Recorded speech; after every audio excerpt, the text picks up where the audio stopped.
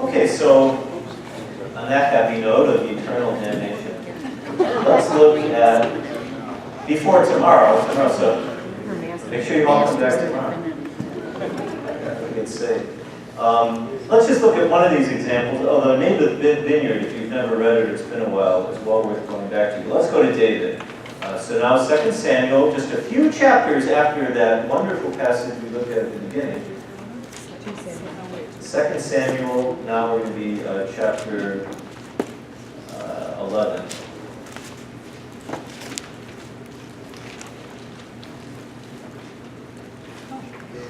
And let's look at it through the lens of what we've just been talking about.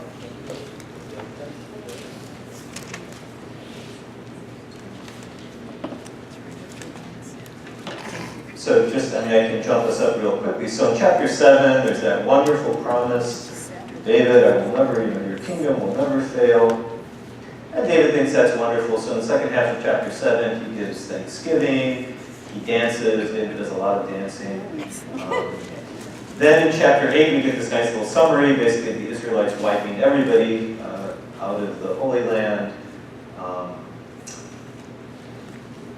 More campaigns are described. So what we're getting here is the picture that David is this very successful warrior because he has God with him.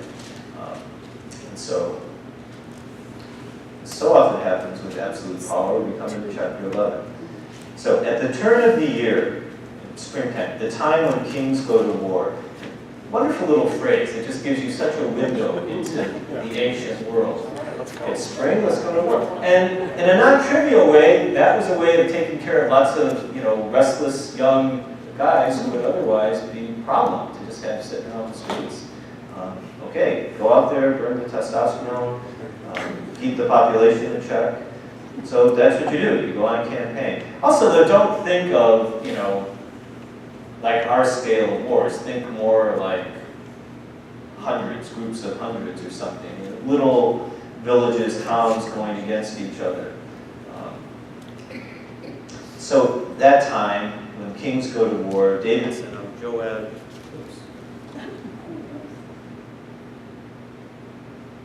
A little bit. I think I can do this.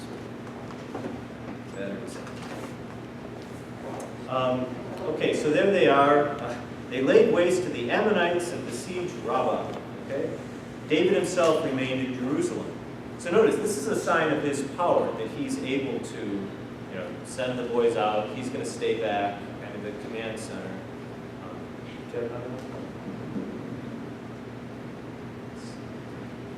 Oh, yeah.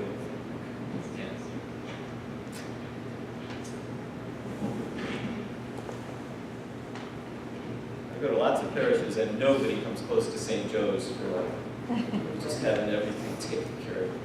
It was amazing. So thank you very much. So David himself remains behind. One evening, David rose from his bed, strolled about on the roof of the king's house. This happens to this day. It's hot, it's cool on the roofs. On the roof, he saw a woman bathing. She was very beautiful. Okay? Not unlike Eve looking at her fruit. Very beautiful. David sent people to inquire about the woman.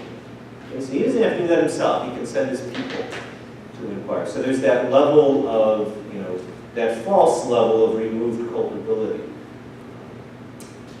She's Bathsheba, daughter of Eliab, wife of Uriah the Hittite, Joab's armor bearer. Joab is his chief general. David sent messengers and took her. Okay. Very clear how he's using his power. When she came to him, he took her to bed at a time when she was just purified after her period, and she returned to her house. But the woman had become pregnant. She sent a message to inform David, I am pregnant. So just in a few verses, as so often happens in the Bible, you get this whole thing that's been unfolding. The upshot is, he took her, she's now conceived a child. So David sent a message to his general, Joab, who's overseeing Uriah, the husband of Bathsheba. Send me Uriah the Hittite. Joab sent Uriah to David. When he came, David asked how Joab was. How's the army? So he's making small talk. How's the war? Uriah says, all was well. Uriah has to be wondering, why did he whole need to this private interview. David then says, "Go down to your house and bathe your feet." Uriah left the king's house, and a portion from the king's table was sent after him. But Uriah slept at the entrance of the king's house, while the other officers of his lord, with the other officers of his lord, and did not go down to his own house. What's David up to there? Yeah, so that he'll think it's his kid. Okay? So he had to act quickly, for one thing. Very unusual circumstances. He's pulling Uriah out from the battle. He's, pampering him, basically. Yeah, go down, take some time. Here's some extra food. And we see Uriah's virtue. He will not do it. That's not fair. Why should I'll go with the soldiers. David was told, Uriah has not gone down to his house. So he says to Uriah, "Have you not come from a journey? Why then did you not go down to your house? The ark of Israel and Judah are staying in tents." Notice the irony here. Remember what we just read? David was so put out that the ark is in a tent and I'm in a house. Lord, I should build you a house. What Uriah is saying, the ark is in a tent, and my lord Joab and my lord's servants are encamped in the open field. Can I go home, basically to my house, when the ark is in a tent? Again, do you see the irony? Just a little bit earlier, David is saying to God, it's not fair, Lord, that you're in a tent. Let me put you in a house. And God says, no. So here Uriah is showing the same virtue, basically, that God had earlier. No, I don't need a house. It's not right. Uriah is presented here as the absolute antithesis to what David is, what he's slipped into becoming. Then David said to Uriah, "Well, I'll stay here today, and tomorrow I will send you back." So Uriah stayed in Jerusalem.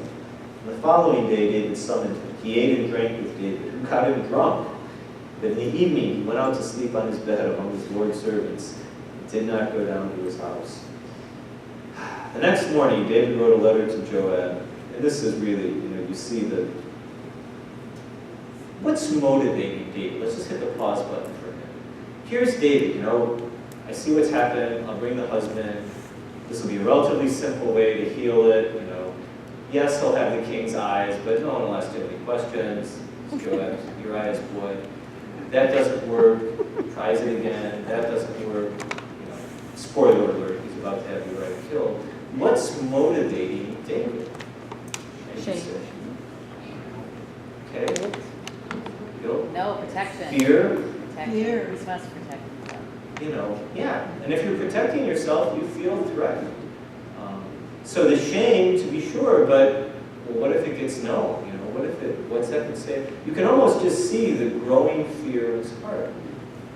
You will never convince me that there's a stronger motivator than fear. And I don't care if you tell me, lust, gluttony, name it. Fear drives us like nothing else in the world. Now, there's always a cause for the fear. There's always an underlying source.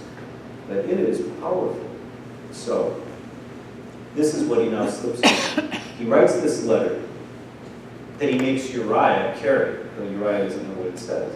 Place Uriah up front where the fighting is fierce, then pull back and leave him to be struck down dead. So while Joab was besieging the city, he assigned Uriah to a place where he knew the defenders were strong. When the men of the city made a sortie against Joab, some officers of David's army fell, and Uriah the Hittite also died. Okay.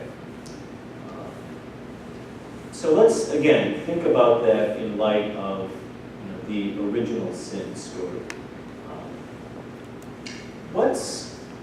If we go back to the whole idea of, so now, and the reason this is so important is that, now we're out of any hand-wringing over, well, was there an Adam and Eve, and was there a serpent? This is a historical account. So what's driving things? What's driving the emotions? David sees this beautiful woman. I don't think we can lay it on anything other than just sheer lust. She's beautiful. David has plenty of wives. It's not like he's lonely. But again, it's that thing of, it's not a question of do I have a wife, it's I don't have her. It's she's not yours. Okay? And that in and of itself is part of the, so there's no serpent there doing any tempting, but Is there a limitation, perhaps, that's being exaggerated? What's a limitation in this story?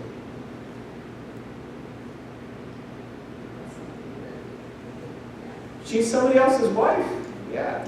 I mean, absolutely. You know, that's there's a limit, and that's always the issue in any kind of lust or sexual sin. I mean, we're coming up against the free will of the other person.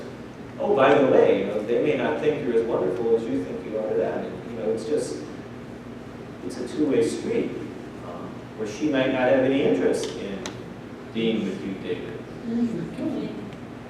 Okay, but that doesn't change. I mean, so you can reach the limitation. Just as Eve could take that apple. Did God ever come down and zap her, even though he had the power to do it? Another brilliant insight to Genesis 3, by the way. There's no such thing as sin if, as soon as we're going to do something, God just comes and forces us not to do it. You need that freedom, which is respected. And so, I mean, tragically, yes, David has enough power to do this, so he just goes and does it. But Eve had the same amount of power. She took that fruit and she ate it. You know, if we're trying hard enough, we'll die trying. You know, we see that in our world. Going after something hard enough. But the limitation is that David will not respect. But the limitation is that she's not there for him. We're not given this whole build-up into, you know, how he gets to that point, but he relatively quickly decides, and that's the verb, he took her. You know, it's this total exploitation of power. He's the king, he took her. He decides who he's going to be with, he decides life and death, as we see with Uriah. Does he remember that he was this little shepherd boy once who was literally taken from the field? He was just plucked out, you know, you're going to be king. Want to turn that into something that might be meaningful for our own prayer, you know, to think about how we use whatever authority we do have over people. It doesn't have to be, it can be the authority of emotional attachment. It can be, you know, all kinds of things. How do we deal with the limitations that are there in our lives? So, okay, that goes about. But then once that happens, now let's say, you know, it's happened. Is there a further limitation on David? What's the limitation now? Okay, he's done it. Bathsheba is pregnant. Now what is he fighting against?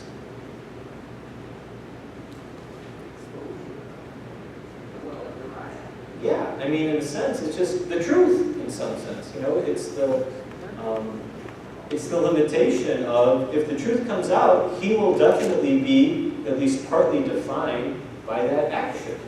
You know, I will be limited by the truth of what I did. I mean, I realize we don't talk about it this way, but think about it for a minute. By suppressing a truth, what you're, you know, if you have the ability to control it, you're creating a false sense of freedom in a way. You know, you can think, I'm just the greatest thing since sliced bread, because I haven't let you know, all these horrible things about me, whatever. Well, that's a false sense of freedom.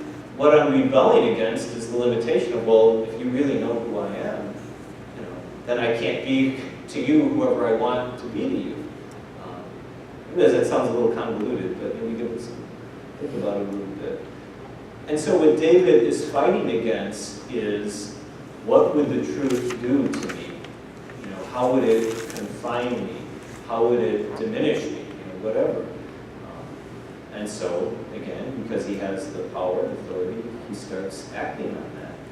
And again, my version of the slippery slope, just like with Eve and the temptation, is that, you know, David isn't just this demon incarnate. He doesn't just lop Uriah's head off. You know, he tries a somewhat honorable thing, you know, in a slimy sort of way. You know, well, look, just, you know, well, that's the worst, but just initially, like, oh, be with your wife, you'll have a nice little bivouac there, and the child will come, and probably David was thinking, I'll make sure you guys are doing just fine, I'll slip a little extra, you know, under the table with Bathsheba, you guys will always be taken care of, and wouldn't that be wonderful? You know, everybody wins, win-win situation, and he's limited now by the virtue of Uriah, basically. You know, you are all much more virtuous than I am, but I can think of plenty of times where I've tried to lead partners in crime and they refuse to cooperate. And, it's very frustrating. Why won't you go along with me on this one? It's not that big a deal. And Uriah is just, no, no, no. And so now the fear starts taking over, and it's shocking, right? I don't know if you've ever found yourself, you wake up and, did I really do that? I was just going to do this, and I was good with that. Did I say that about that person? Why didn't I just hit the stop button? Well, so here's David, and it goes from being this, sly little sneaky thing to literally murder. And again, the way the story is told, with those ironic twists, and oh, it's not right that God is out in the ark, in the field, and I should be out there with him. All that being, did David remember that those were almost his very same words? Probably. And then that Uriah would literally carry his own death sentence with him. And because he's so virtuous, he doesn't open it up and cheat to see what it says, or what have you. So I'm not trying to suggest it's a one-to-one mapping, but I think it's a very fruitful pairing. You may just want to sit in prayer with those two kind of side by side. And then throw your own life in there, that, not that you've committed original sin, or that you've taken the nation into downfall, but we fit on that spectrum somewhere. We do fit into that. And where does, Joab come in on all this? Because he just goes ahead and does what David tells him and he abandons Uriah. A great question. And again, another reason to read the David cycle. Joab's a fascinating figure. He's a quote, minor character, but a really key one. And exactly for what you're saying, he's this very loyal soldier, he's absolutely, whatever David says he's going to do. But still, he would have known that Uriah was a virtuous, probably one of his best guys. And what did he think as he broke the seal and read it, And notice how almost clinical, Joab's account is. Joab had sent David a report of all the details on the battle. Anyways, and Joab's going to turn up, a number of other times. But your question is, what do you think? How do you think Joab felt? So we're not told. I don't know. And and how many times are we complicit in something because somebody else asked us to do it, and if we said something different, then there'd be some kind of different outcome. And if Joab is being, this good and faithful servant, well, he's being limited by his own sense, of duty in a way. What's the following orders? I'm just Sure. following orders. But that goes all the way down to Germany. Sure. Just following orders. Illegal. That it never stops. Because, and we can see why we say that, it's a safety net, it's a protection, it's trying to, because what's the alternative? Well, Joab might get killed. If Joab said, no, I'm not going to do that, well, and all of a sudden David says, well, Joab, I'd like you to carry this message to someone. And so it's, and ultimately, that's why Christianity enters into this picture. It's how do you look in the eye what is going to be a very bad situation and not feel that that's what's defining you. In other words, you're not defined by your limitations at the end of the day. Eve is not defined by this one restriction that God places on her. David is not defined by the fact that he can't have this beautiful woman that he sees. What allows us to look at the limitations and definitions and not say, look, do everything in your power to overcome that. If you've got enough power to wipe out every limitation on you, go for it. And if you're only half as powerful, well, wipe out half as many, But that's because if you don't, you just get smaller and smaller by those limitations. Until you're so small, you're just this worthless worm on a cross. And then to see that that's not what ultimately defined, and that God comes into this very limited defining reality, which is the creaturehood of humanity. That's going far afield, but I mean, that's why the incarnation is what it is. It's not just, well, God had to save us somehow. So, I mean, none of it makes sense if you don't look at it in the context of how this whole thing is unfolding. But it's for another day. So, Naboth's Vineyard we're not going to look at, but probably not so familiar to everyone. It's another just wonderful account of somebody wanting something that they can't have, that they think they should have.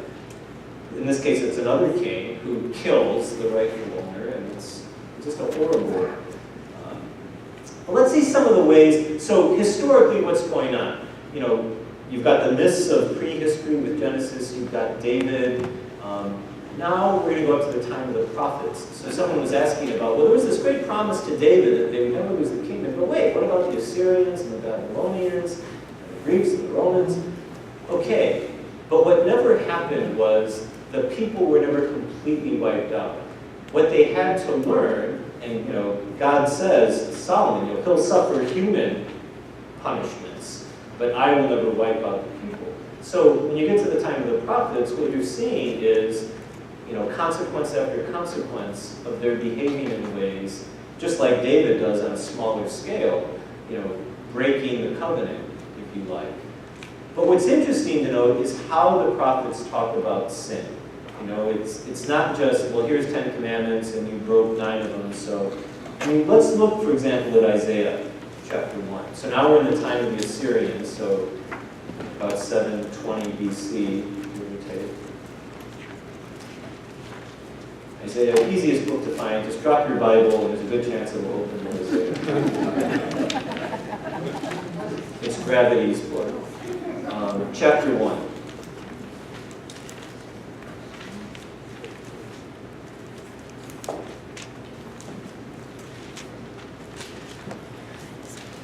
So the long book of Isaiah begins with, it's almost like a court scene. And God is laying out all the infractions of Israel through the mouth of Isaiah. All the horrible things that Israel has done. So, book of Isaiah, chapter right at the very beginning of the book. And I'm just going to quickly read through some of these. Imagine you're listening to all the accusations being read out. Hear, O heavens, listen, O earth, for the Lord speaks. Sons have I raised and reared, starting with Israelites, but they have rebelled against me. This is a great line. An ox knows its owner, and an ass its master's manger. But Israel does not know. My people has not understood. In other words, you people are dumber than oxes and asses. An ox at least knows who's putting hay in the trough.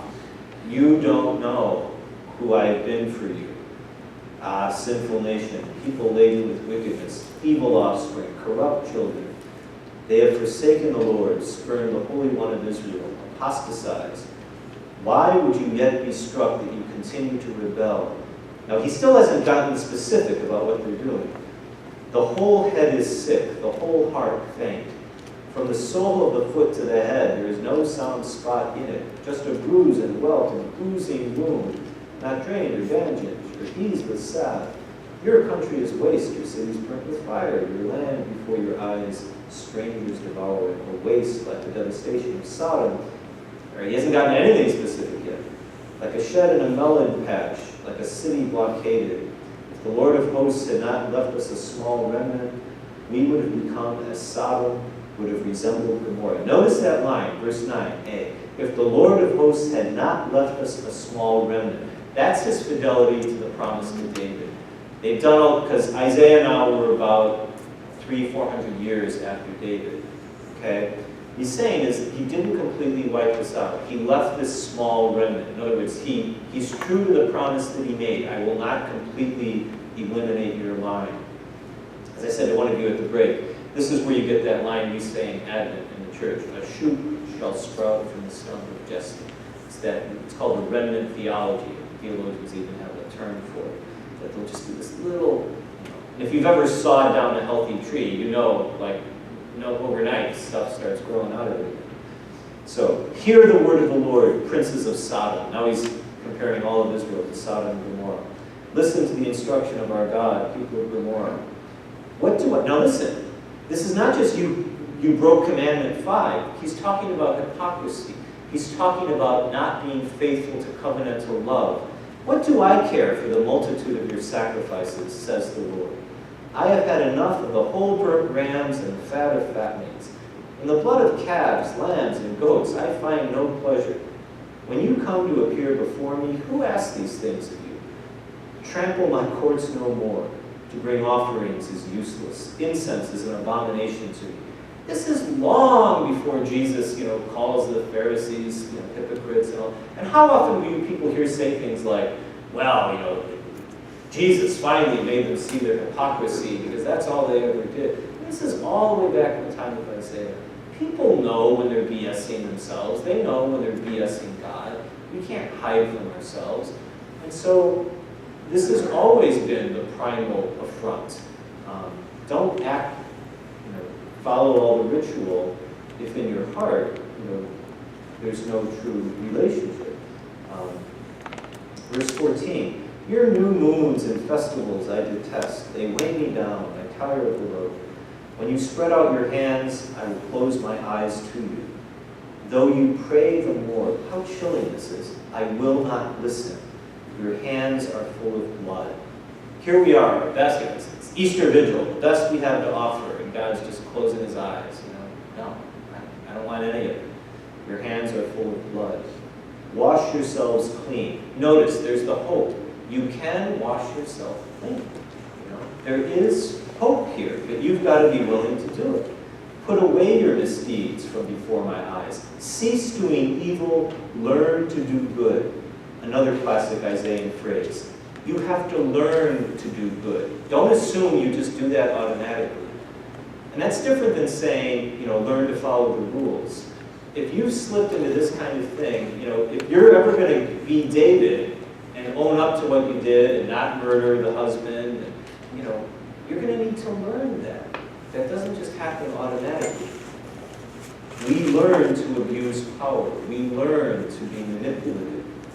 The serpent was educating Eve. Well, we can educate in goodness as well. Make justice your aim.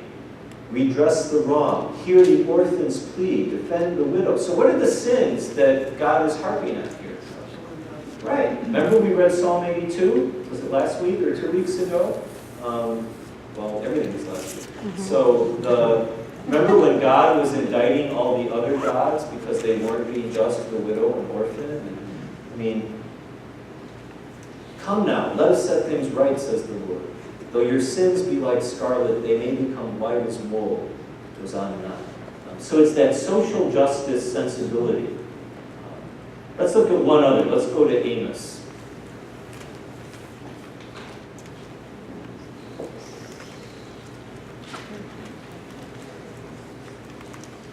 But this is like shooting fish in a barrel, as they say. You can go almost anywhere in the prophets, and you're going to find this kind of stuff.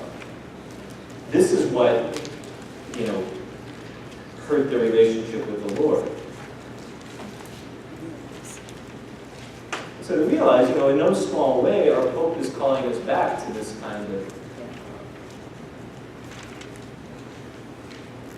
It's not like he's the only one, but he's doing it in a very powerful way, and that's making a lot of people uncomfortable.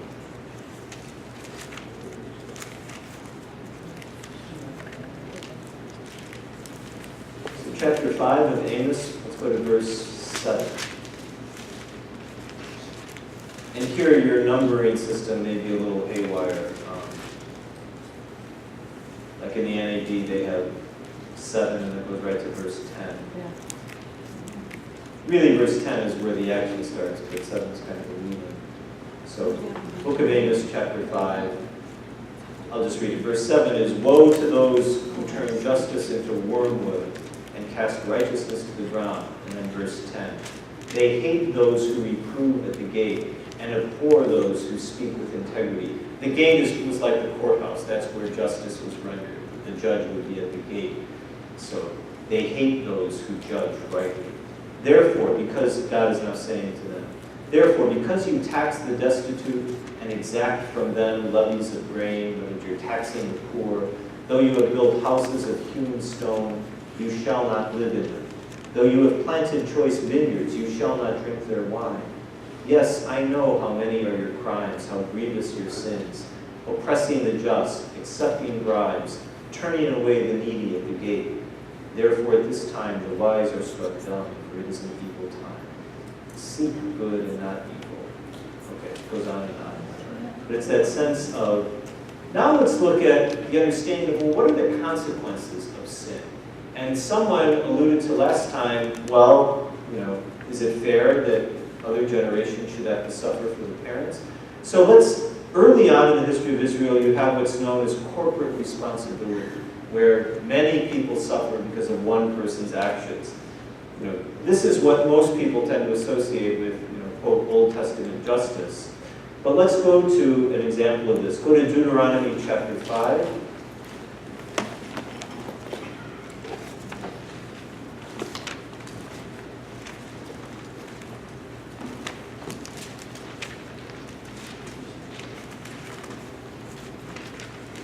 Deuteronomy chapter 5.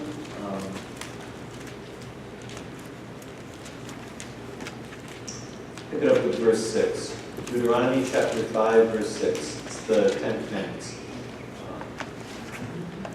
I am the Lord your God, who, again, familiar line, who brought you out of the land of Egypt, so you better listen, out of the house of slavery.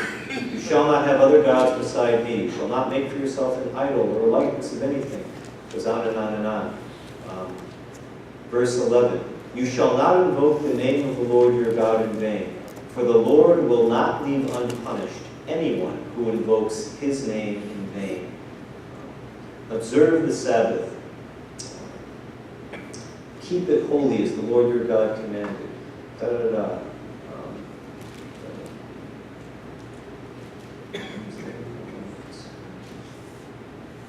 This was in verse 9. For I, the Lord your God, am a jealous God, bringing punishment for their parents' wickedness on the children of those who hate me, down to the 3rd and 4th generation, but showing love down to the 1000th generation.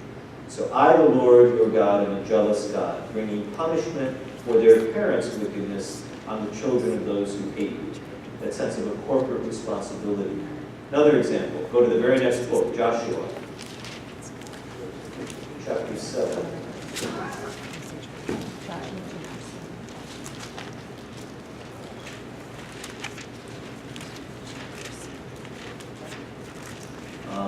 The backstory here is that there's this family, and the head of the family is named Achan, and he's stolen something. It doesn't matter. He's made an infraction against what God told the people to do, and Joshua is the head of the folks, so there has to be punishment for what's happened.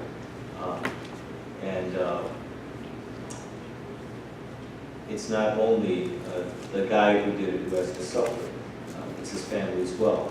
So verse 22 of chapter 7. Joshua sent messengers and they ran to the tent.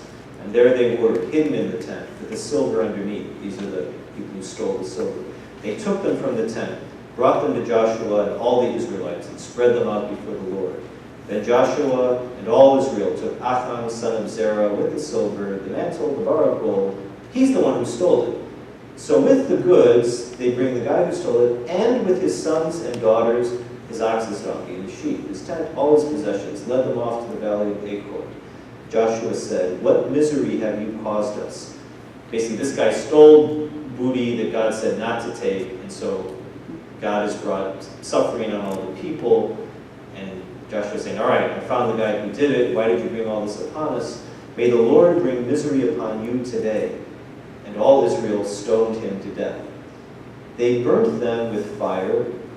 They stoned them. Over Achan they piled a great heap of stones, which remains to the present day. The point is, they all were killed, along with the person who did it. It's this idea of a corporate responsibility. This is pretty early in Israel's history. Let's see what this begins to evolve into, which is more an individual sense of responsibility. And let's just look at one example of this. Let's go to Ezekiel 14.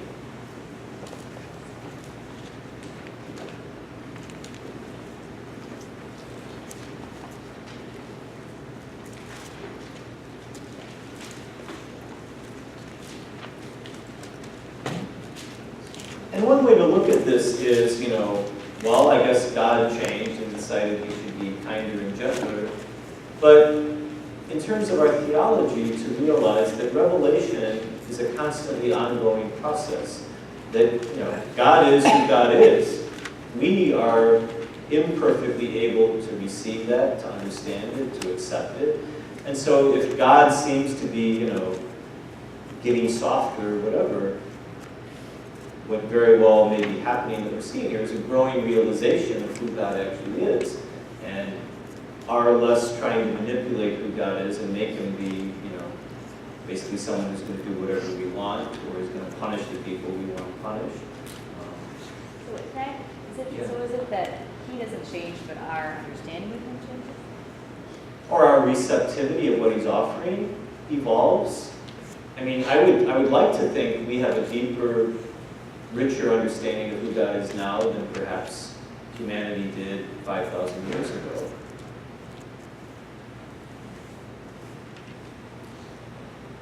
Doesn't mean we accept it and act on it. I mean, more people have killed more people in the 20th century than have ever killed anyone. And most of those people were Christians. But tell me, what do you think? I don't know. It's hard. I mean, there's some pretty violent stuff he tells the prophet. So Yeah. But it all of a again, sudden disappears, so it's hard to wrestle with that. sure. But I'm just saying one possibility is that, this is they're receiving their, I'm not saying the prophets were making it up or saying, what is it that they're hearing from the prophets? And then an alternative is, okay, that's exactly what, but then you're also then faced with the other horn of the dilemma, which is, well, did God decide he was going to be a Christian in year 0? Which in some sense is what I'm caricaturing it, but I mean, did God decide that that wasn't? I mean, part of looking, to realize that this is a world where, warfare isn't just warfare. It's gods are fighting with gods in a sense, and it's establishing, people would say, well, this is how God's justice is being made real. We can look at that and say, well, that's not the way I see things at all. That's a bigger question than I can do justice to here. But you shouldn't hear me say that and go, oh yeah, okay, fine, now let's move on. I look at that and I still wrestle with it. Right, and I to some extent feel like, is it that he gave us free will and realized we just couldn't do good with it? You just sort of felt like he took more pity on us, I feel like, over time. Okay, this is organically what free will turns into, sadly. And so therefore you're saying, like, what changed? Like he becomes less, he sort of just relents. And lets it just be in hopes for the best. Okay, interesting. Like, I don't know, it gets hard to explain some of the nature of the Old Testament. Okay. I mean, you also have some incredibly, much more tender language about God and Israel than you ever find in the New Testament, where God speaks as this incredibly loving either father or husband. So it's, again, it's part of a, it's always hard to talk about this without sounding like you're just weaseling out of it. And you can never win, but I'm glad at that, and I'm glad that you asked the question, and I'm glad that, because I think all of us, until we breathe our last, and then hopefully get some clarity, we should let ourselves be stretched in that tension, I will at least say, and this is just speaking for me, that I do believe as human civilization unfolds, even if we don't live up to the ideal, that we as a people grow in our capacity to more fully receive or understand who God is. I mean, in the first century, they did not see or understand Jesus, at the level of depth that the Trinity, for example, is not, it's not something you find discussed in the New Testament. that takes time for the human mind and heart under the influence of the Holy Spirit, but that's, and God is unchanging, I would say. Now you can say, well, there's a big difference between the whole learning about the Holy Spirit and wiping out all of Canaan. Except, but I will just say that what we look at as that, just a simply wanton act of violence, not that it was ever pleasant. I'm not suggesting anyone said, oh yes, lop my head off, that's how we do it these days. But to not see it as this horrible genocide, if I can put it that way, and instead to see it more as, this is how God is actually shown. The other thing I'll just say, this will really sound weaselly to you, but if there were like an atheist biblical archaeologist in the room, he would almost roll his eyes and go, there is zero evidence for, any of these mass slaughters that you read about. You got to realize you're probably talking about a region the size of maybe 1/5 of Libertyville, and maybe a few dozen, marauding tribesmen type folks going out and making night raids against their neighbor. And, you get a few broken arms, maybe 1 or 2 deaths. And that's how they would, they'd write about their millions and their millions slew their hundreds of thousands, because that was their way of representing what they had. Now, I'm not suggesting that, if you only kill 2 people, you kill 100,000, one is more than the other. But part of that hyperbole, and we know that some of this language is larger than the population of the entire ancient Near Eastern Mediterranean world. Well, what was up with that? Well, there was real significance to it. I mean, it was a way of showing the momentousness, the significance of this is God acting on the world stage. If you want to know what the archaeological record actually shows, it's that it's pretty much what you observe to this very day, is that there's a relatively gradual melding of populations, to the extent that you have, anthropological, not just archaeological evidence, that there's intermarrying. You slowly see this infusion of cultures into what, we call the land of Canaan. And if you just want to go by the evidence that's there in the ground, it looks a lot more like what you see throughout the rest of recorded history than this tidal wave of that frankly, has never been achieved in any post-biblical time, where you just had someone completely, no matter, think of how hard people tried in the 20th century, and you still didn't have, just wholesale, absolute, positive cleansing of populations. So God knows, they got a lot through it, but, and maybe just as an invitation, and I'd be happy to recommend to you, if you'd be interested in looking at some of those, what do we see? The fall of Jericho, for example. At the time that biblical Jericho would have existed, as sure as we can be of anything, though we could certainly be wrong, it's that it was a relatively thriving city. Now, several hundred years before then, there was evidence of destruction, and long after biblical Jericho, there was evidence of destruction, because it was a wealthy city placed at a point where it would often come under attack. Does that mean Joshua didn't really march around it and absolutely flatten it? We weren't there. We can't say. But I just am saying that some of the absolute mass slaughter that gets described, we don't necessarily have evidence for. Doesn't mean God didn't say it. Doesn't mean that. But that you then start having to say, well, if it did happen, then God also arranged it such that there wouldn't be a record of it that survived to today. And then, is God trying to cover his tracks? Or, so there's just, no matter what direction you go in, there will be lots of questions.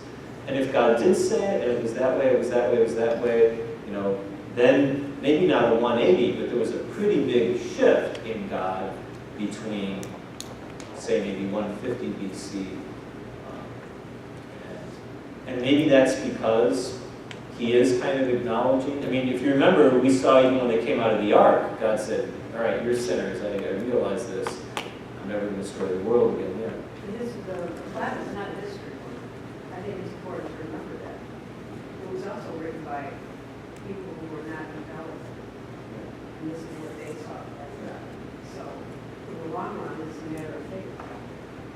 But there still is always the window open to saying, okay, so it's not a history book, but that is what happened in that time. Because, and there'll always be, and someone will say, well, even if you had a video or whatever, then there'd be somebody who said, that was rigged, or that was set up. And my biggest thing I would say to Ellen, to everyone, and to myself, is the first place to go with those questions is into prayer. And I know you have, and we've talked about this, but we need to look God in the eye and say, this is tearing my heart apart, not so much as like enlighten me with the truth. Of course, we want that kind of an answer, but if there's a little bit of, God, this isn't who I thought you were, then just to tell him. And now you're giving God the opportunity to respond to what's in your heart, as opposed to just going through the motions of, well, okay, God, I guess you're better than you seem to be here, but it sure doesn't sound like it to me. To let him kind of be. I think any parent can relate to that, right? Don't you want your kids just to say, at least at some level, what do you think? What do you think of me? Don't just put on that your spouse. But hold on to that question. Wow, we're way over. Okay. But these are always the questions that come up when we talk about sin. But they're good. And the worst thing to do is to just ignore them or brush them under the rug.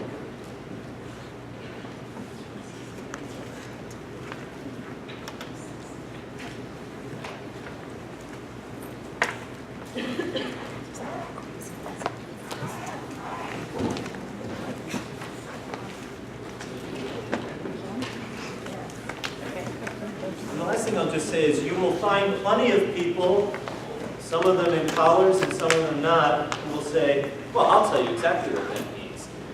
And if they're telling you something other than what you're finding here, I would just say, don't just listen to what you want to hear and then say, well, that must be the right answer. Because there's a tension in these texts that isn't going to go away. And God knew what God was doing when this is the version that came down to us, as it was revealed, as it was recorded. And our church has said, this is the canon. We're not massaging this for tomorrow. And I think that's a good thing, and it's very humbling, certainly. At some level, we're all just kind of going, boy, there's got to be some resolution there. I think there can be, but it's going to come through a way that doesn't remove the external seeming conflict. Whether that's different gospel stories, having different accounts of the same events, or however you want to put it. But for certain things, there just isn't a simple pat answer. Please get up. We're done.